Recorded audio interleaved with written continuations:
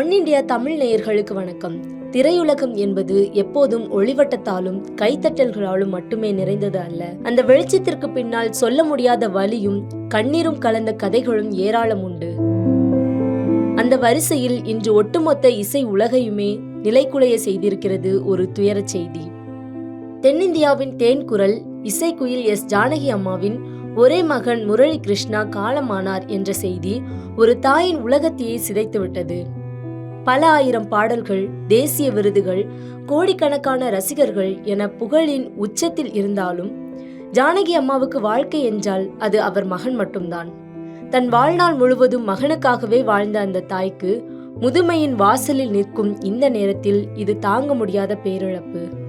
இந்த துயரம் ஜானகி அம்மாவுக்கு மட்டுமல்ல, சமீப காலமாக திரையுலகின் மாபெரும் ஆளுமைகள் பலரும் இத்தகைய புத்திர சோகத்தை அனுபவித்து வருவது ரசிகர்களை கலங்கச் செய்கிறது.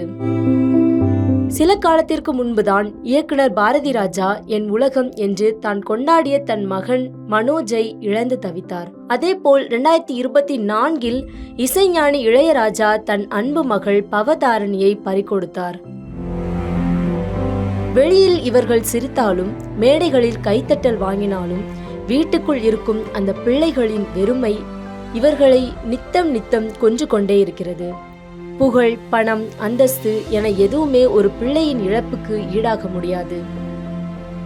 ஜானகி அம்மாவுக்கும் பாரதி ராஜா சாருக்கும் இளையராஜா சாருக்கும் இந்த ஆறாத வடுக்களை தாங்கிக் கொள்ளும் சக்தியை இயற்கை வழங்கட்டும். இந்த துயரமான தருணத்தில் ஜானகி அம்மாவுக்கு ஆறுதல் கூறி பின்னணி பாடகி KS சித்ரா தனது சமூக வலைத்தளத்தில் உருக்கமான பதிவு ஒன்றை பகிர்ந்துள்ளார். அந்த பதிவு ரசிகர்களின் கண்களில் கண்ணீரை வரவழைத்துள்ளது. சித்ரா தனது பதிவில், ஜானகி அம்மாவின் அன்புக்குரிய ஒரே மகன் முரளியின் மறைவு செய்தியை கேட்டு மிகுந்த அதிர்ச்சி அடைந்தேன். அன்பான சகோதரரை இழந்துவிட்டோம். இந்த தாங்க முடியாத வேதனையை கடந்து செல்ல ஜானகி அம்மாவுக்கு இறைவன் மனபலத்தை தர வேண்டும். மறைந்த ஆன்மா சாந்தி அடையட்டும் என்று குறிப்பிட்டிருந்தார். இந்த வார்த்தைகள் சாதாரண ஆறுதல் வார்த்தைகள் அல்ல. ஏனெனில் ஒரு குழந்தையை இழந்த தாயின் வலியை இன்னொரு தாயான சித்ரா நேரடியாக அனுபவித்தார்.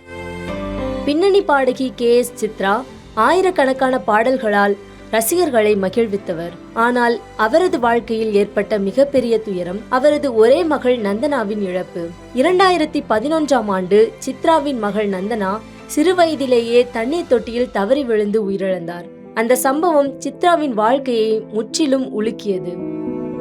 அந்த நாளிலிருந்து சித்ரா மேடையில் சிரித்தாலும் அவரது மனதுக்குள் அந்த வலி என்றும் மறையவில்லை என்று நெருக்கமானவர்கள் பலரும் கூறியுள்ளனர்.